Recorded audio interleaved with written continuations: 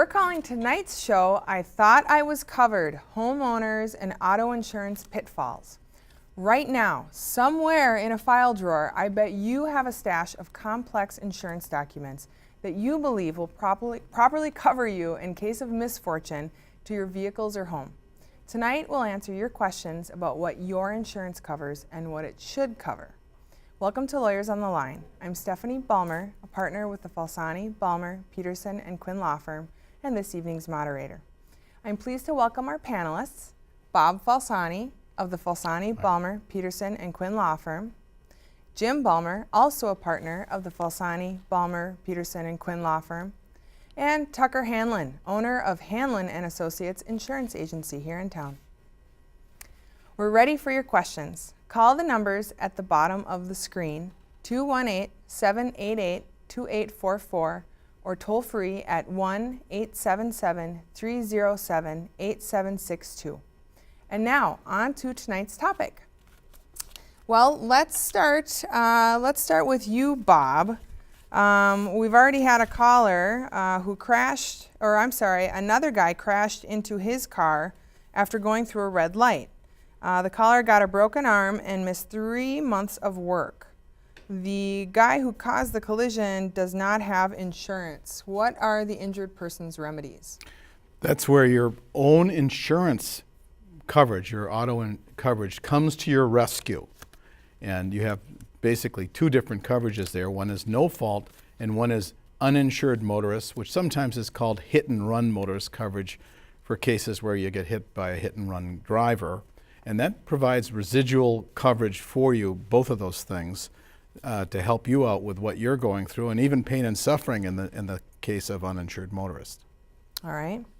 Tucker, here's a question for you. How come when my roof is damaged, I get a brand new roof, but when I get in a car accident, they don't give me a brand new car?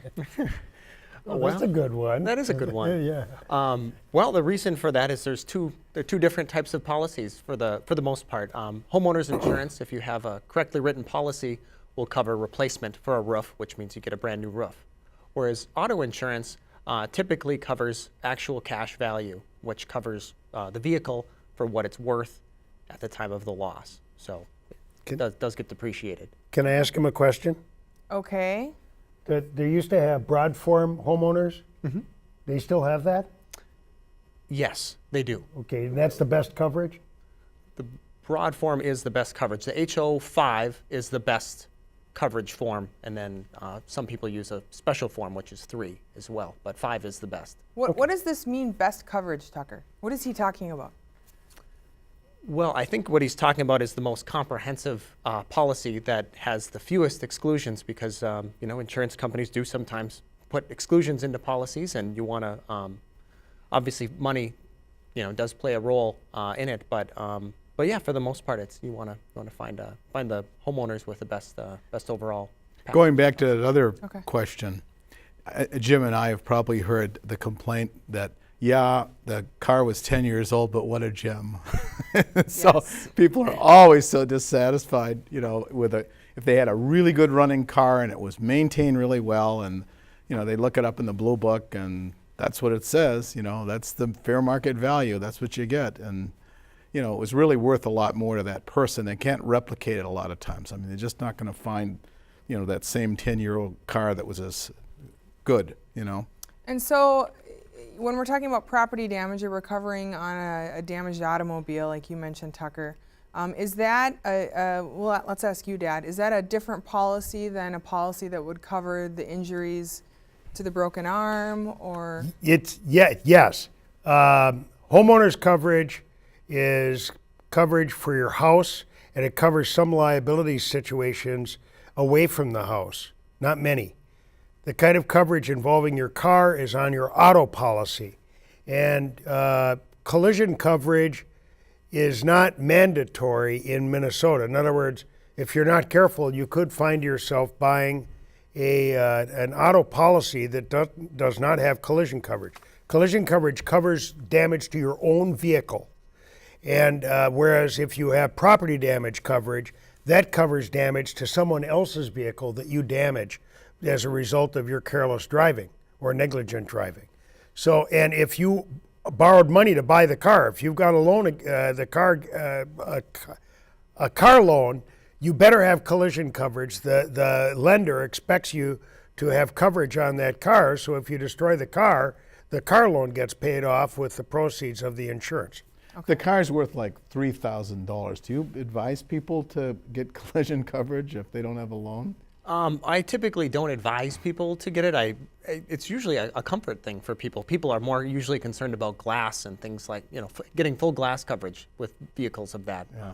You mean like windshield? Windshield, yes. Yeah. But it's really more a question of, hey, can you afford to lose $3,000? And if the answer is yes, then we don't put the collision coverage on it usually. But if they can't, we do.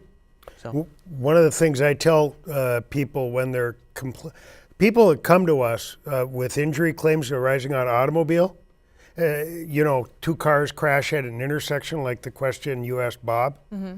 Frequently, the first thing that they're upset about is how they're being treated on getting paid for the damage to their car. So the first question I find myself answering is, how do I get the best value for my car that guy destroyed when he ran the stoplight? And I tell them, well, look on the internet and pick a bunch of cars like yours within, say, 50 or 100 miles of where you live. And you can use that to negotiate with the insurer over what you're going to get for a car. You might not have, you'll get a better outcome than you would have before the internet 20 years ago or 30 years ago. You still won't get everything that you feel you deserve, but it'll be better. Okay. This is a caller question that talks a little bit about the exclusions you mentioned, Tucker. The caller was at church, and two men were arguing about whether one had an affair with the wife of the other. Oh. One pushed the other, and he fell on me, and I broke my leg. The insurer for the guy that pushed the first guy over won't pay anything. They say it is excluded from the homeowner's policy. Is that right? Bob, what would you tell this caller? There's generally an intentional act exclusion in a homeowner's policy, and there's always lots of litigation on what's an intentional action where somebody's really trying to hurt somebody versus something that's negligent or accidental for homeowners' purposes. Because homeowners has some broad liability coverage that covers you for doing stupid things negligently, carelessly, and whatever. But, if you happen to punch somebody in the mouth because you like to punch people in the mouth, that's not negligence. That's an intentional act.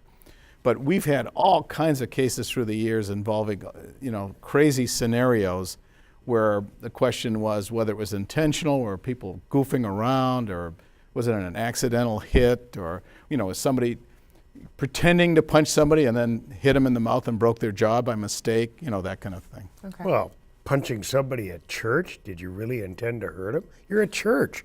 Good lawyering, Jim. Yeah, nice job.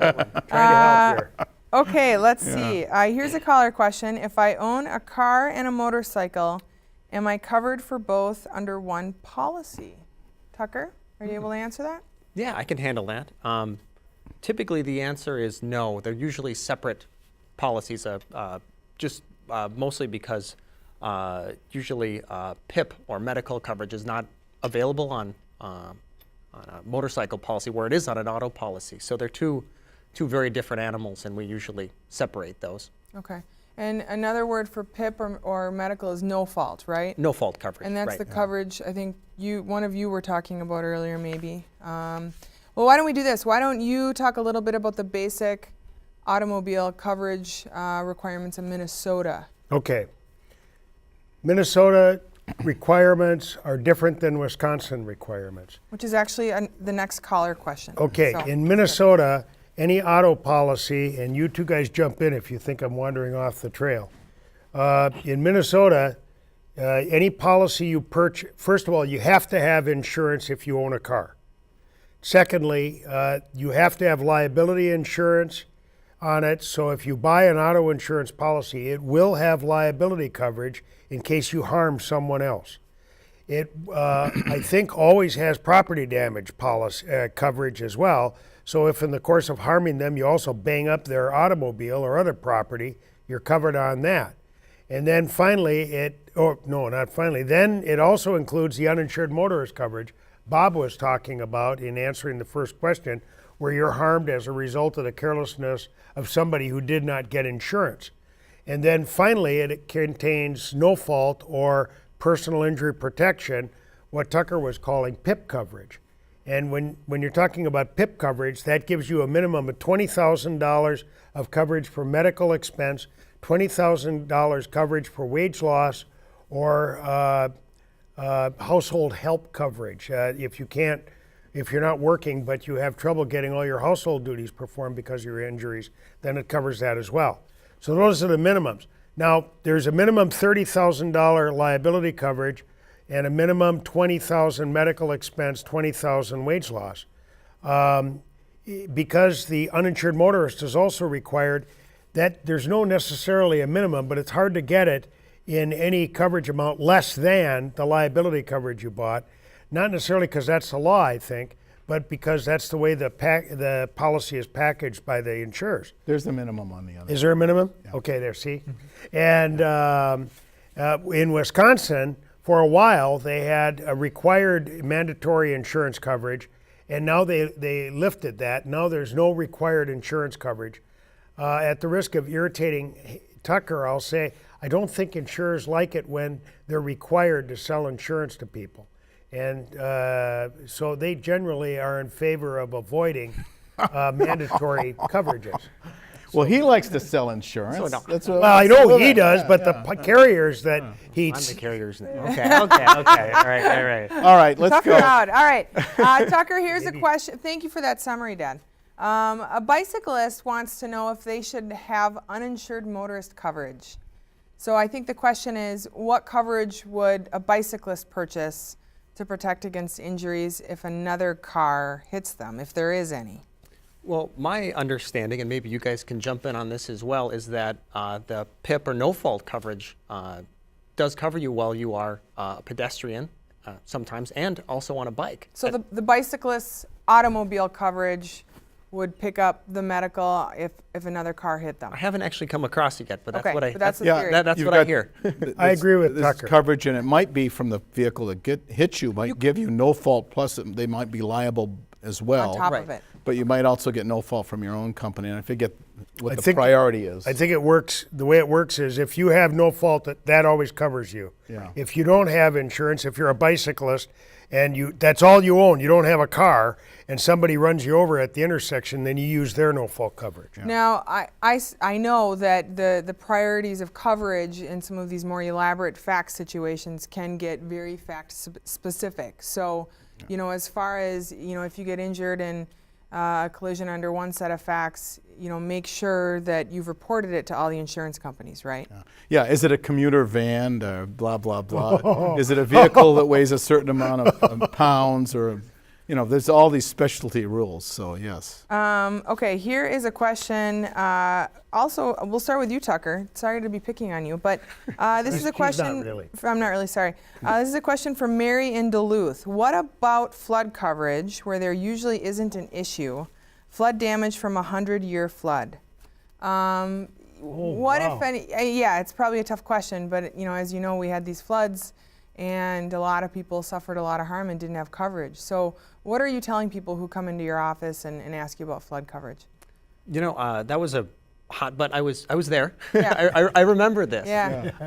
And there were a lot of angry, you know, a lot of angry folks, and some people had coverage and some people didn't. But most of the time, I could count on probably on one hand how many flood policies I've written in my 10 years in insurance, so that's really not a lot. And typically, we only see that happen when a lender requires somebody to have flood coverage because they're in a floodplain. But for most people, they don't want it because the coverage usually isn't all that wonderful, and it's a federal insurance program, and it's not all that fun. Okay. But for most people, we do sewer and drain backup coverage, and that's that's something that's really important to talk about with people, because flood is through walls, defined as through walls or through windows. But a lot of the time you have a backup where, you know, a sump pump fails or something like that, and then that way they can get some coverage. I hear that if you live in a floodplain, it's a good idea to get flood coverage. But I think the caller wanted to know is, what if you don't live in a floodplain? Should you be trying to get flood coverage then? Or will your homeowner's policy cover you if you get flooded out and you're not in a flood? Suppose you live at the top of one of the loose hills. Well, and I think Well, Tucker's yeah. answered it. Sometimes there is coverage under homeowners. Yeah, sometimes there's some, but to your point, I mean, flood is an exclusion. I mean, it's a Okay. I mean, for the most Okay. part, flood is excluded. So if your house gets totally wrecked, some people were in that situation where they were Yeah. kind of SOL, I guess. Okay. That was the phrase I was going to use. Bob, I have a question. It's from a caller, but it's as if you called in. A car was parked in a garage. This one was attached. The house, well, and in this case, the house and the garage burned down. Is the car covered under possessions lost? He's not laughing at the caller. He's laughing because this happened to him. Well, what started the fire in this? If the wife started the fire, then it's a terrible thing. You know. Well, let's talk about that. Is the car covered under possessions lost since the car was in the garage, in the attached garage, and everything burned down? I think the car would have to have separate coverage, don't you? That's my understanding. Yeah. Okay. Okay. Now, what if a member of the household, what if a member of the insured household actually started the fire through his or her own negligence? Is that still covered? I mean, will the house get paid for? I'll say yes. I mean, Okay. I the whole tell people there's no stupidity clause in insurance, and Got it. so if you're stupid and you burn your house down, not on purpose, it's probably covered. it's probably covered. It's reassuring. Okay. Tucker, when you own a cabin and you have friends and your friends' friends, kids of friends, boats, etc., is there a special type of insurance you should get? For the cabin. That's my understanding. Well, I mean, you should have a basic homeowner's policy on the cabin that has, at least $500,000 of liability coverage, and whatever the maximum amount of medical coverage that the policy will allow. We typically see $5,000 to $10,000, and then, of course, umbrella beyond that is really, that's probably the best answer to the question in Okay. case something does go terribly wrong and they get sued. By people like us. Yes. Let's talk a little bit about umbrellas then, because people might not know. An umbrella policy gets on top of your auto coverage or on top of your homeowner's liability coverage and covers you if there's a fairly catastrophic loss. So, you're driving home and, you're somehow the phone rings and you get distracted or whatever, and just daydreaming, you go through the stop sign and you cream somebody and somebody dies and whatever. And maybe you're going to need a lot of insurance because you happen to kill a neurosurgeon. Okay? Right. Yeah. That's my And favorite so- hypothetical. And so that's where an umbrella policy is really a great thing to have. Now, how much is an umbrella policy if you already have $250, $500 on your car, and you've got a suitable liability policy on your house for homeowners? What do these umbrella policies cost a year? You can give us ballparks. Nobody's going to $1 million show up at a your year. office $1 million tomorrow. a year covered. Usually an umbrella, I mean, like I said, there's a lot of what ifs there, but they start at, $150 a year and maybe go to $300 or $400 Oh, a so year. they're cheap. They're very inexpensive. They're one of the best, I guess, one of the best buys in insurance I think you can have. I have a $2 million umbrella, and I got an endorsement for uninsured motorist. So if I get hurt by somebody, and it's a catastrophic injury in my case, suppose I'm totally disabled, then I've got coverage for it, even though my underlying uninsured motorist coverage might not be enough to cover me. The umbrella will. Yeah, a good point here is this. Your insurance policies, sometimes in terms of auto, you're playing offense and defense. So, the amount of your no-fault coverage and whether you have stacking no-fault and the amount of your uninsured and underinsured coverage, you're playing offense there. You get hurt, you get compensated. You get money for your damages and to make up for wage loss and all these other horrible things that happen to people. And the other side of the insurance policy is going to be your liability. So, people always think of their insurance as just the liability policy, but it also is to protect yourself Yeah, in case you get hurt and by your somebody. family. And your right? family as well. Yeah. A postal carrier has called in who was bit by the dog while working, as I understand it. Is that under the federal work comp liability or against the homeowner's policy? I can handle that. All right, and then kind of a follow-up is who pays for the medical? All right. It's both. It's covered under the federal workers' comp program, and the letter carrier has a claim against the homeowner who owned the dog. And if he makes a recovery, and it's hard not to make a recovery against a dog owner because it's strict liability, you don't have to show carelessness. See previous show that Bob and I were on with Steve Riles. The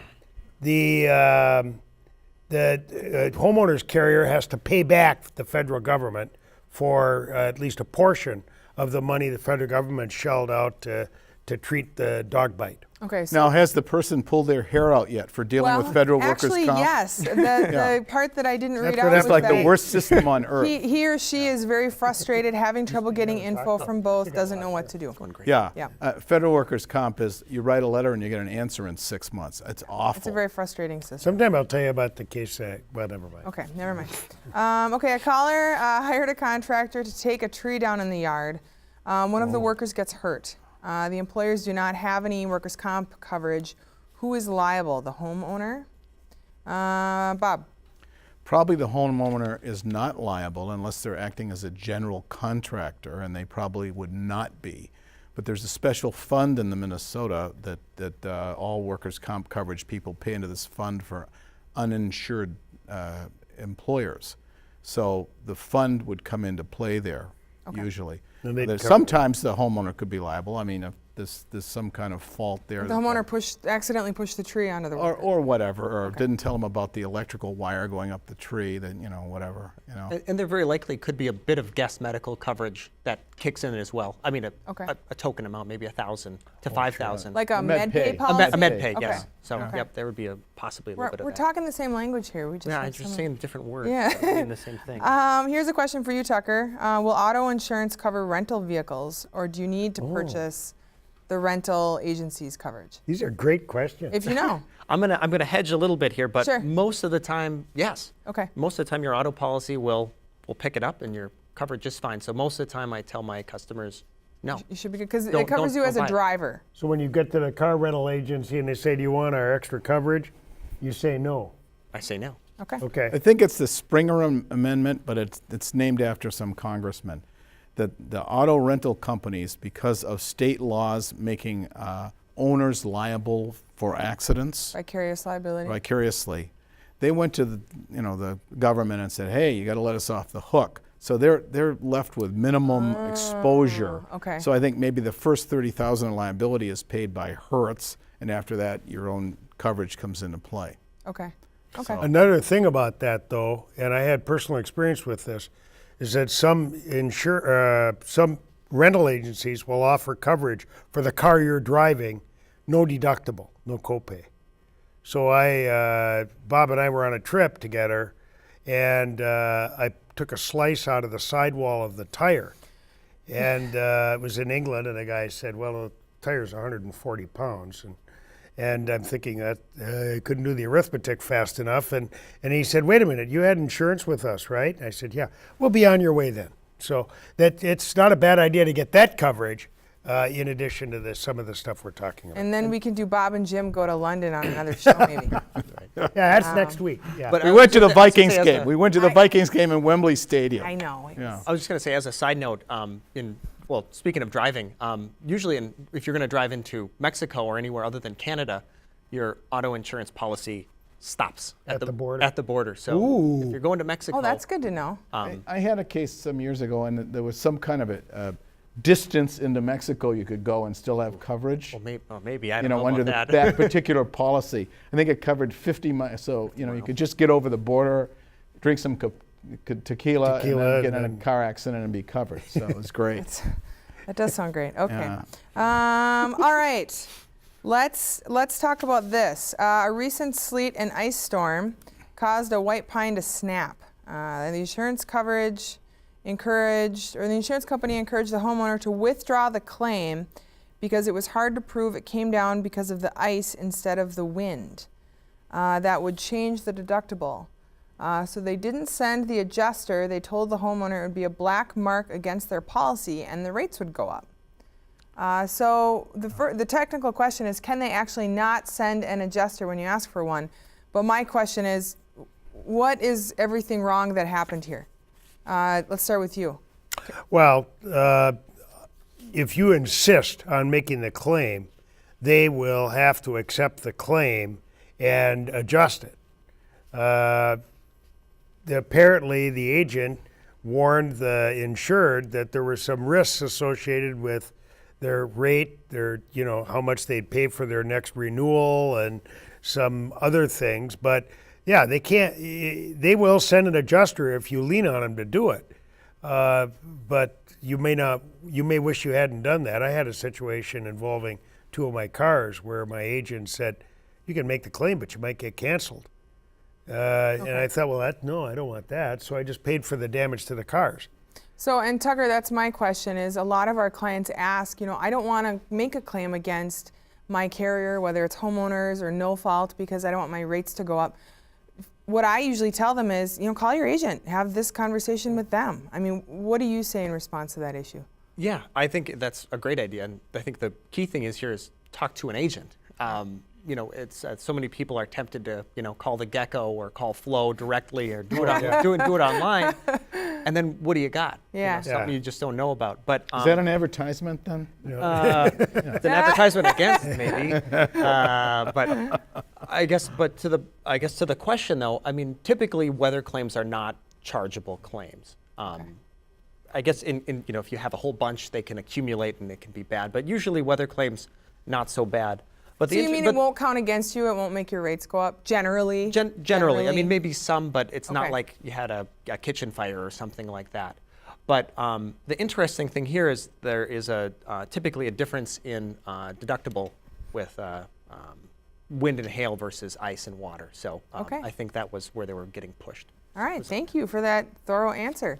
And that is all the time we have. Please join us next week when we answer your questions about estate planning. I want to thank our panelists this evening and thank you for watching. I'm Stephanie Balmer. Good night.